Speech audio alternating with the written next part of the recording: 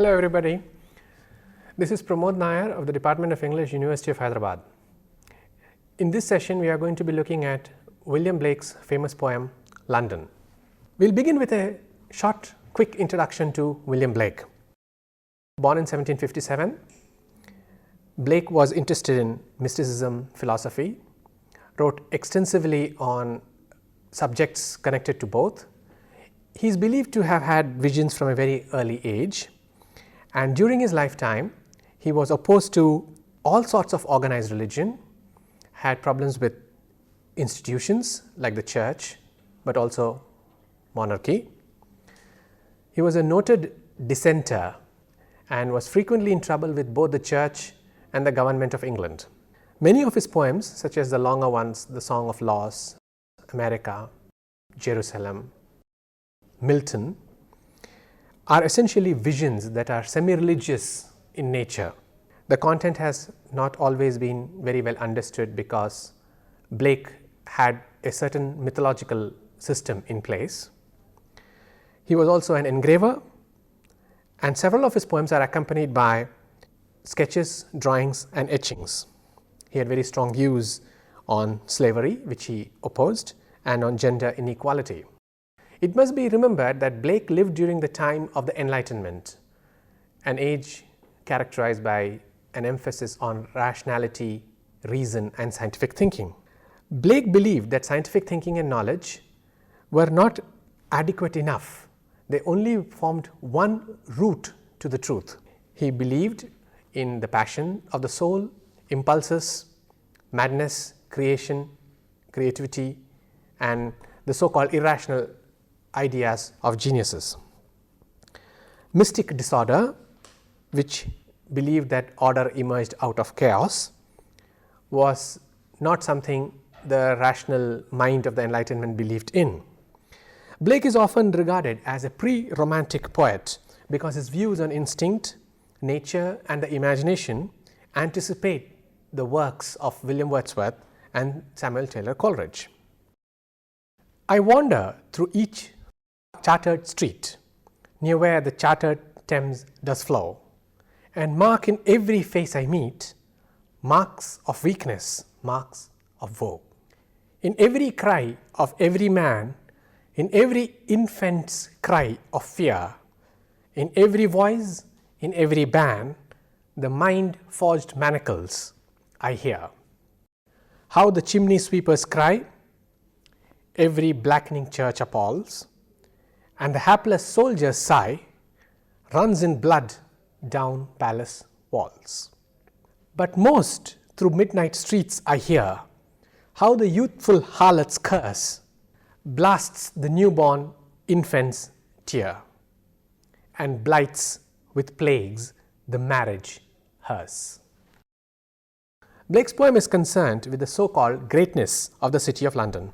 He demonstrates how the city is actually a place of tyranny, misery, suffering and social injustice. So rather than chart the greatness of the city of London, Blake focuses on the negatives, the downside of a so-called great city. The poem argues and suggests that the elite, the upper classes, which includes the aristocrats but also the businessmen, the bankers, have chartered, a word that occurs repeatedly in the first section of the poem, have chartered and divided the city amongst themselves. The poor have nowhere to go. As the poem proceeds, we see three major examples of this poverty and suffering that Blake hopes to showcase. The chimney sweeper is what we now recognize as a child laborer. The soldier fights battles and has perhaps come back injured from the wars. The harlot or the prostitute is poor and now has a child to feed as well. These are the principal characters in the poem. They become emblems or symbols of how a city has become indifferent to poverty and suffering. More importantly, Blake here, as in other poems of his, wants to show how the city has created this poverty and the suffering for all these people. In the process of talking about these characters, Blake criticizes the three major institutions in the course of the poem: the church, the palace which is the institution of monarchy and marriage. So, this is something we need to keep in mind, that Blake has three principal characters: the chimney sweeper. For those of you who know a little bit about Blake, you will recognize that the chimney sweeper is also the poem by Blake, the chimney sweeper poems. The second character is the soldier who has come back from the wars which he fought on behalf of the nation and is perhaps injured. And finally, the prostitute. So, the poem revolves around the sufferings of these three principal characters within the city of London. These three characters represent the institutions of religion, by which of course he is referring to Christianity. It refers to the palace or the institution of monarchy, and finally the harlot or the prostitute, who refers to or emblematizes the institution of marriage. As I said in my introduction, Blake had a series of ideas about religion and institutions which he worked through several poems. So, in order to understand this particular poem London, one also needs to recognize its connections with other poems. Many of the poems in his early volumes, Songs of Innocence and Songs of Experience, these are two of Blake's most famous collections, deal with the key questions of poverty, human compassion, love and God. The chimney sweeper poems, which have been very famously anthologized, the Holy Thursday poems, the Divine Image poems and others, all deal with the ways in which humans are cruel to fellow humans. Blake, we must understand, was very concerned with the issue of cruelty, and he argued in most of his poems that we did not look at God as being cruel, it is humans who are cruel to other humans. And Blake was consistently harsh upon humans for this infinite capacity to be cruel. These are also poems that attack institutions like the church, like the financial system. One must remember that London was the financial capital of the Western world in the 18th century. By 1780s and 1790s, London was also beginning to be the capital of its great empire. He attacked institutions like conventional religion for not really addressing the poor and their poverty. Blake, in fact, and this is the radicalism of Blake I mentioned before, blamed religion for ensuring that some people in society were always kept poor. A poem that I would like to quote from at this point is The Human Abstract, in which Blake made a very radical and extremely frightening in its truth statement. This is what Blake says: "Pity would be no more if we did not make somebody poor." This is obviously a line that sounds like a contradiction, but actually if you think about it, it is not. What he is proposing, what Blake is proposing here, is that we cannot show pity unless there are poor people to show pity towards. Therefore, we try and make sure that some people stay within poverty in order for us to show pity and compassion. This is Blake's attack on the so-called philanthropy or the so-called generosity that we show. It is only because there are poor people that we are able to show charity. Our charity is not based on our inner or innate goodness. It is based therefore on a social condition of injustice where there are too many poor people. So, think about these lines again. Pity would be no more if we did not make somebody poor.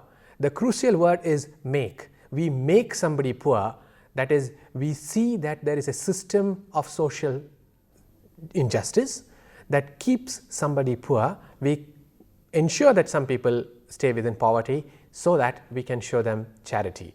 Our generosity is not about human goodness at all. That is what Blake is saying. And incidentally, the poem is titled The Human Abstract, which is an essence of the human in which we try to show that pity is what makes us human, compassion is what makes us human. Blake is saying not at all, it is not pity that makes us human, it is that we keep doing these cruel things to people and then we show pity. So, these are the affiliations that we need to remember. These are the other poems which we need to also perhaps read. So, I would recommend that you browse through Songs of Innocence and Songs of Experience, especially the chimney sweeper poems, and the Holy Thursday poems, so that you can see how the poem that we are discussing here, London, actually contains several of the themes that you can detect in other poems as well. Pay some attention to the stanzas, to the language of the poem. After all, poetry is expressions of emotions or themes within particular kinds of language. The word charter occurs twice in the first stanza. Charter actually means a license issued to any corporation or business house to conduct certain kinds of business or activities. London, please note, as I have already mentioned, was a seat of commerce. Blake is referring to the city as a commercial center, as a commercial space. Chartering, we do talk about chartered buses and chartered flights. Chartering is a business activity, and he speaks of the city itself as a chartered city. But chartered also has another meaning. Charter also means to map, to draw boundaries, to demarcate territories, roads, streets. Charter means to put up signs which says do not enter or exit only. It signifies how a city is mapped so that some people are allowed to walk in certain areas, move across certain areas, or prohibited from entering certain areas. It is not, please remember, an informal arrangement. These are arrangements made by law. Blake is referring to the fact that a city like London is not an open city, that buildings have been mapped, spaces, boundaries made, and that property is not owned by everyone. Ownership is a central issue here. The public streets are not truly free because the poor are not allowed to own it. It is not only that the poor are not allowed to own it, the poor are sometimes not even allowed to walk in those areas and use it as public or common property. Even the river, he is referring of course to the river Thames on which the city of London stands, is chartered, says Blake. What Blake is suggesting here is a takeover of the city by particular sections of the people, by the elite. And he refers to the poor as being full of weakness and full of woe. The city is not an open city, is chartered by some, and others are excluded. Every man and child, he says, is subject to tyranny and suffering. And the famous phrase that he uses is, he can hear the mind-forged manacles, manacles which restrict movement. Blake therefore sees suffering as physical, where poverty makes people sad. But this suffering is also due to the way in which the consciousness of the people is manacled. It's worth spending some time thinking about the phrase mind-forged manacles. What Blake is arguing or proposing with that extremely horrific image is that after some time, in a condition of oppressed social systems, the human beings who are living in poverty accept their poverty. The mind-forged manacles are a reference to the consciousness of the people that has been restricted, limited, and been trained to accept their suffering. You cannot think other than in this way. What he is saying is what people, later commentators like Karl Marx and others would say, that oppression is in your mind. Oppression is in your mind because you have been oppressed for too long and you cannot think in any different way. So the reference to the word charter in the early sections of the poem connects with the mind-forged manacles. It's about the limitations and the limitedness of the poor to think outside their poverty. It's the only life they know. It's the only way they know how to think. This is what constitutes the theme of order and tyranny. A city is well ordered because the poor are kept out. The poor are not allowed to move here and there. If you want to look at a contemporary example that illustrates this, take a look at shopping malls, which is a comparable parallel. The shopping mall is actually a city taken inside, but it's also a guarded, sanitized space, isn't it? It's ordered. You are told where to walk, you're shown how to walk and where. It's a very clean, secure space. It's not in a very strict sense public space, because you can be prevented from entering a mall. You cannot actually be prevented from walking on the city's roads. That is the point I'm trying to make when Blake is referring to the chartering of the city of London. London is not open space where everybody can go everywhere. No, it's you go here or you go here. Some people go here, other people go here. The chartering refers to the lack of freedom. In short, the poem is about freedom, that you are not allowed to think in a different way, you cannot walk in a certain way, you cannot walk in certain places. The city has been divided and you do not have the freedom to operate in any part of the city that you want. You cannot go to any part of the city you choose to go. Right? So, this is about order and tyranny, because order can emerge in the city of London only through the tyranny of the charters. I have already mentioned that Blake was interested in this poem and in other poems with three principal institutions: religion, marriage, monarchy or the government. It is represented by three people in the poem, or three characters: the soldier, the chimney sweeper and the prostitute. Okay? And I would now like to look at the question of the institutionalization of suffering. If you recall what I just said about the human abstract, that it's social injustice that allows us to be charitable towards the poor, Blake's poem is going to build on this particular theme. Blake shows the church walls as having become black. How does the church wall become black? The church wall becomes black with the chimney sweeper's cry, says Blake. What does the chimney sweeper do? The chimney sweeper, historically speaking, if you know anything about the social history of England, was a small boy whose job was to go up the chimney with a broom and clean the chimney. If you want to take a moment to think about this, when you go up a chimney and clean the chimney, where does the soot fall? It falls on the boy cleaning it, right? So, the boy goes up, sweeps, cleans, and the soot falls on him. The chimney sweeper usually came down the chimney looking black because the soot fell on him. And the chimney sweeper was known for having soot in the hair, soot on the face. And what Blake is saying here is something very interesting. The chimney sweeper's cries are also black, in the sense he has inhaled so much soot, his being, his very subconscious being is black, his inner self is black. At this point I will take a little digression. Blake was obsessed with the color black because Blake was a printer, and what is the color of the ink printers use? Black. So, the entire William Blake corpus of poetry can be looked at for the use of his color scheme. Now, what Blake is saying here is the chimney sweeper who goes up the chimney comes down looking black, his cries are also black, but what Blake does is something more significant. He says these cries color the church walls black. Now, the second example he gives is the soldier's blood which runs down palace walls. When does a soldier shed blood? When he is in war. In the course of the war, he has injuries and he suffers severe injuries, as a result of which the blood flows. Something to think about here. The chimney sweeper who has been crying, the soldier who has been shedding blood. What Blake does is to show how their respective conditions, soot and blood, discolor the institution's walls. So, he is saying that the chimney sweeper's soot face, his cries, discolor the church walls. The soldier's blood discolor the palace walls. What's important is to see that in both cases the institutions are unmoved and unchanging. The church is indifferent to how the boy, the chimney sweeper, suffers. The church is indifferent to the pain of the chimney sweeper, and the palace is indifferent to the suffering of the soldier. Nothing changes for the chimney sweeper or the soldier who have spent their entire lives serving these institutions.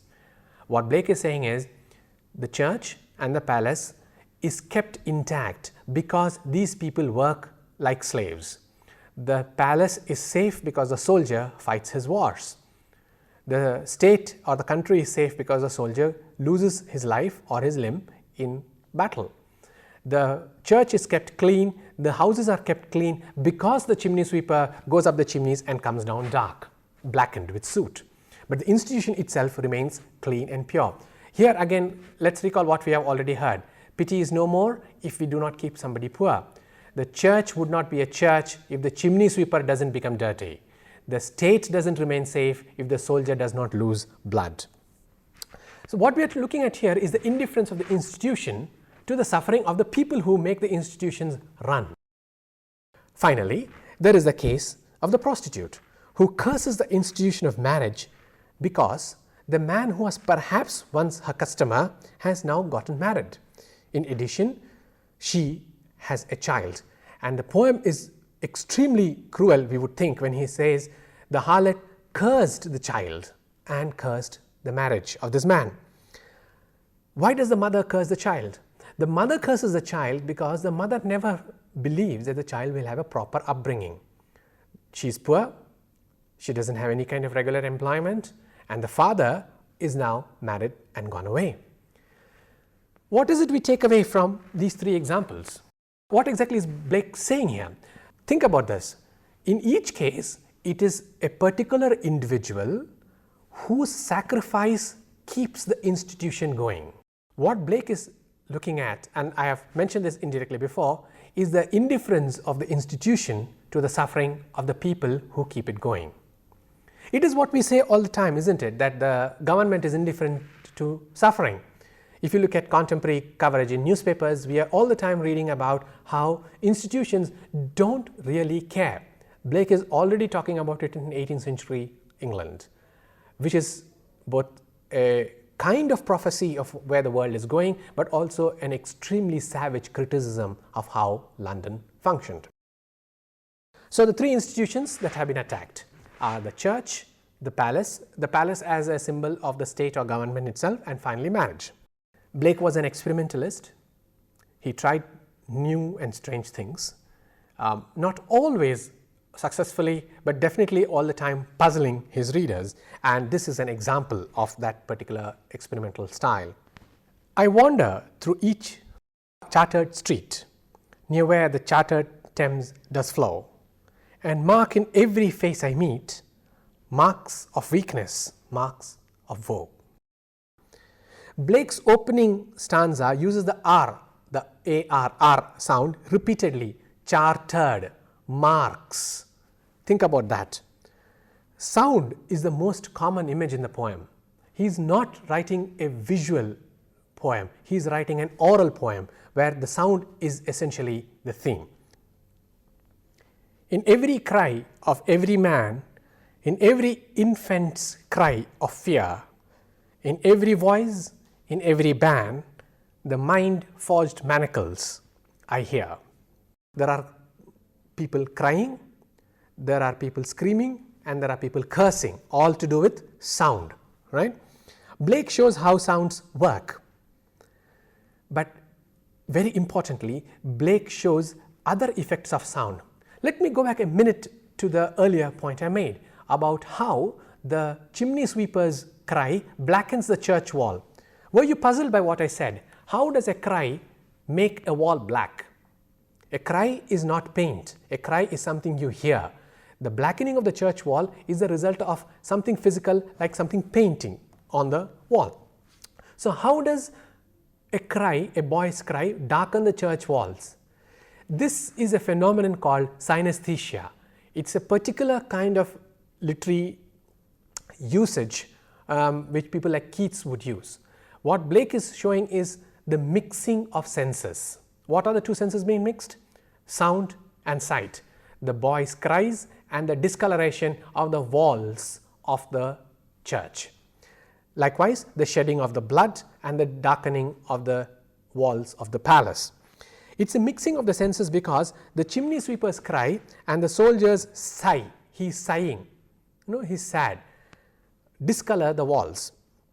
How the chimney sweeper's cry, every blackening church appalls, and the hapless soldier's sigh runs in blood down palace walls. If you look at all the first letters of the third stanza, what we get, the first letters are H, E, A and R. What does H, E, A and R come together do? It produces the word hear, which again refers to sound. Remember, I already told you that the poem is about sound. The cleverness is that you have to discover this in the poem. Unless you pay attention, you do not understand how Blake's working this theme. In the last stanza, a cycle of disease and suffering is given. But most through midnight streets I hear how the youthful harlot's curse blasts the newborn infant's tear and blights with plagues the marriage hearse. He refers to blights with plague, which refers to perhaps sexually transmitted, that is venereal disease, that the prostitute may have passed on to the man. The curse is possibly this disease. The man has picked up the disease from the prostitute and the man is likely to pass it on to his wife. And it's also possible that the newborn infant, the prostitute's child, also is cursed. The curse might refer to either the disease or the curse of a life in poverty, or perhaps both. The child therefore is doomed to suffer as well. Blake links death with the marriage bed when he uses the word hearse. Hearse actually is a thing in which the dead bodies are carried, but hearse, H-E-A-R-S-E, is also anagrammatically H-E-A-R. Think about the cleverness of this poet. We have already referred to here H-E-A-R about sound, and now hearse, H-E-A-R-S-E. There is a play on the word. It is also referring to the word here, but it is also pronounced hers, as in her, hers, right? So it connects to the word hears, and the sound imagery of the poem is more or less complete. Another example, the word appall, A-P-P-A-L, which actually means to make dim, to lose light, to lose visibility, to darken. The word appall connects to the image of death in stanza 4, because appall is a play on the word pall, a-pall. Pall is funeral cloth in which the body is wrapped. And when we now say appall, we are also referring to the word shocked. Oh my God, is an appalling expression, right? We are appalled at something that happens. Think about these ones, the experimental way in which Blake's London seems to proceed. The larger theme of the poem might be, if you want to summarize it, the institutionalization of suffering itself, that an institution thrives on the suffering of its people but is indifferent to how they suffer. That an institution demands that you sacrifice yourself to the working of the institution, whether it's religion or marriage, and yet the institution does not come to your aid when you need help. Thank you.